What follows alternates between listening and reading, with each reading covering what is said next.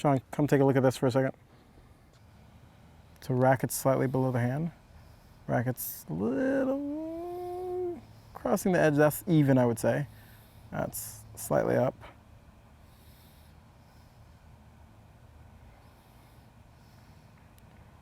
Not as much for this particular ball. See if he hits another. Look at the release at the end of the swing, though. I mean, the energy that's coming around the axis of his arm. It's really evident, I think, here in how he's releasing his shoulder. And I mean, we're not going to see the same circular acceleration that we do on the forehand side. I think that's important to just start off with that.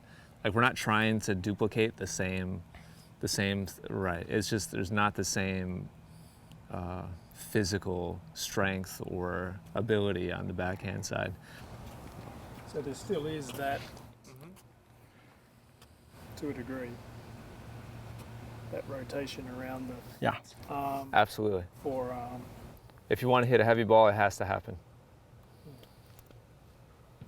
You're not going to drive and guide your way to a heavy ball. The head has to release.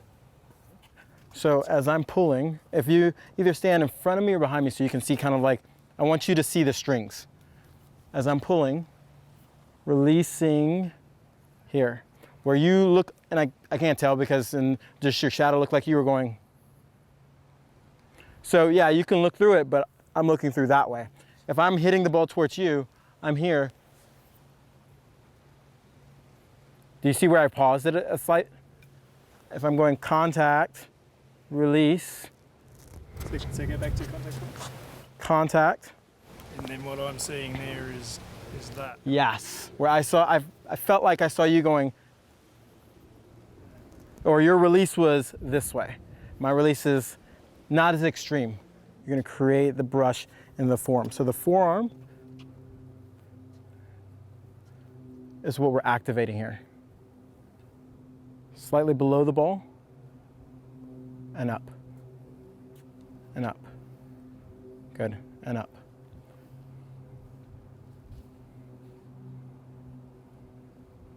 Good. Good. Continue. Good.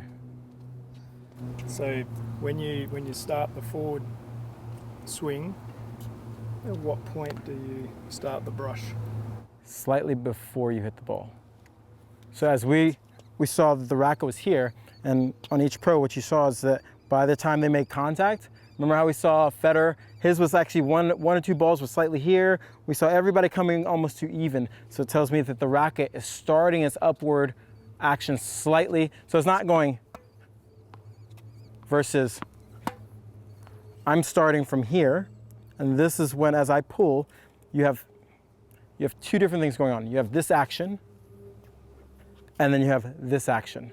Once this action starts, the second action starts. So it's not like you're doing this right now. That's just the arm action? Yeah, that's just the arm action.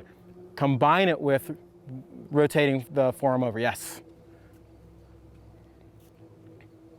So once we get to this slot here, this is where the two actions, two elements move together. Just start off nice and slow.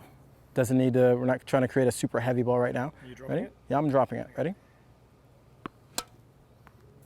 Okay. Okay, slow it down a little bit. Really focus on, yes. This one I want you to focus on more. This one's way more natural for you. And it's starting to isolate that. Yes. This way. I just want to isolate from here, here.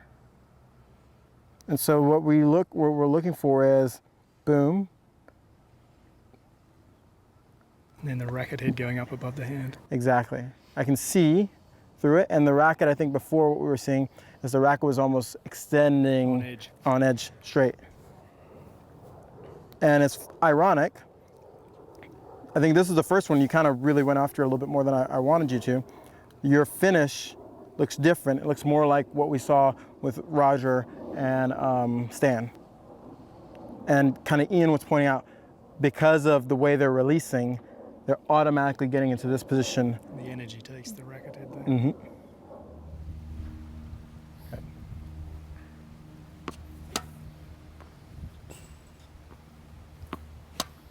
That's nice, Sean. Great job.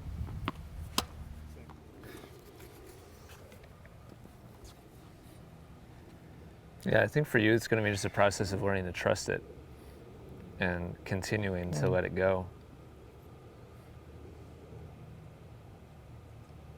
Yeah, I mean, it's just interesting how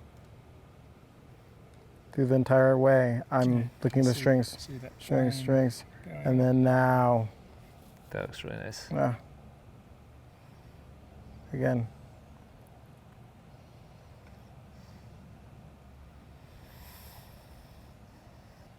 I think we can scoot back a little bit. Yep. Really, and as you slow down a little bit, as you shadow, I think you do a great job. If I broke it up and said, pull 1, pull 2, pull 1, you're natural because this is what you've been doing. Pull 2 is what I really want you to accentuate. This pulling, I almost think of like my thumb being all the way down and pulling it all the way around. And my thumb as the racket head. Sorry, not literally the thumb on the racket, but the thumb as the racket head, yes. Okay. Let me know when you're ready, and then I'm gonna drop some, and then Ian's gonna feed you a couple. Okay. Okay, ready? Yes. Okay. Good. One more. Good. You wanna? Yep. Ready? Good.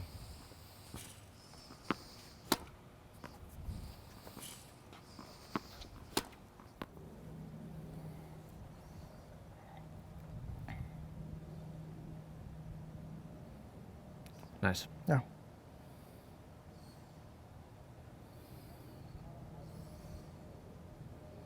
Yeah, from here, looking right before, right after.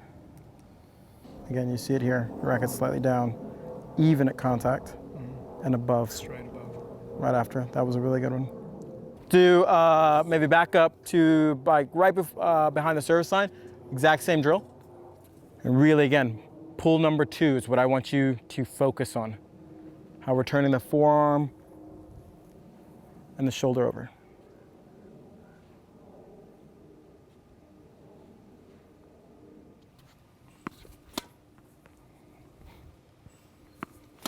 Good, Sean.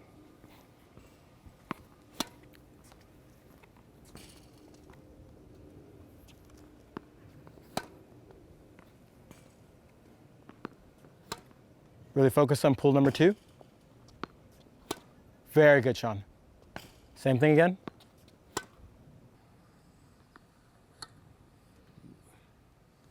Sassy. Look at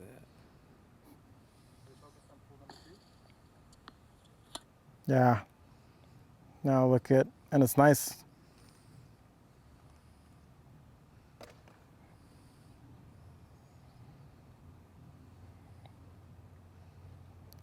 I want to say the range. I don't know if I want to say it got bigger, but the amount of time that your racket traveled from this position to this position increased. You mean decreased? It took less time. Yes. The racket moved through a bigger. Keep patting me on Bigger the- arm. Yeah, I got you, yeah, buddy. you got me. He can translate everything I'm saying. Over in Leftyville, that didn't make sense. Yeah. But yeah, Nice job, Sean. yeah, very nice. Good shape, Sean. Good shape.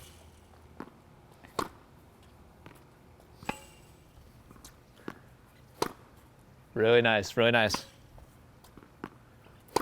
Good, Sean. Last couple. That a man on a good one. Bit more height. Here's your comparison. Look at where you are. Just looking at like from here, going contact. And then even kind of to even talk about what you're saying, look at the way your stance is. It's very athletic here. I mean, You can see the leg drive from Yeah. the right hip is going into the energy. And just the amount of how from here to here, The speed of that acceleration bit. Yeah.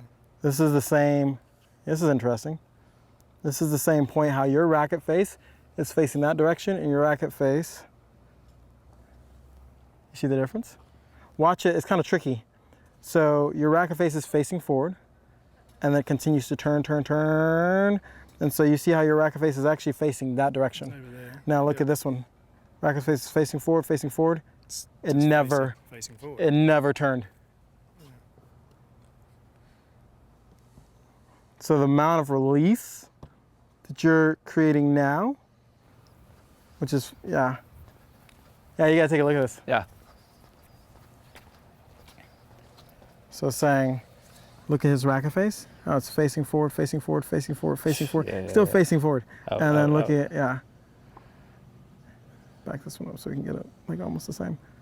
And then boom, turn, facing, and then turns over. Yeah, yeah, yeah. Arms in almost the same position. And look how the racket face is, one's here and one's here. Mm-hmm. So I like Kevin's phrase he's been using is active release. this morning it was getting to sort of there, Mm-hmm. and this afternoon it's getting to Yep. Yeah, thank you, sir. good job. I like your backhand.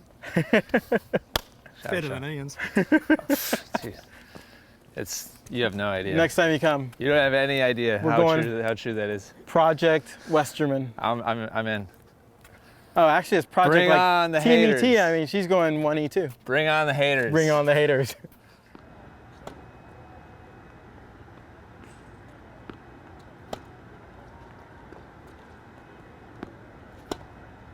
Good, Sean.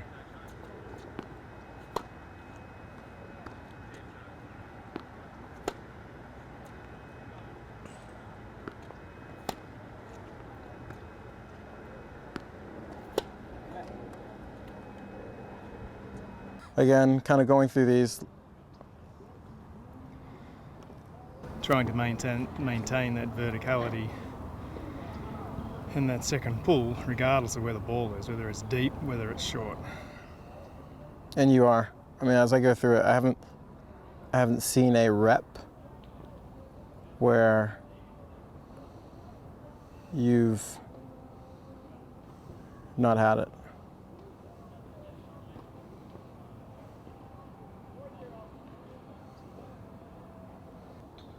Yeah, I mean, level of execution's high. What are your thoughts? Why don't you go ahead and grab a drink shot? Yes, please.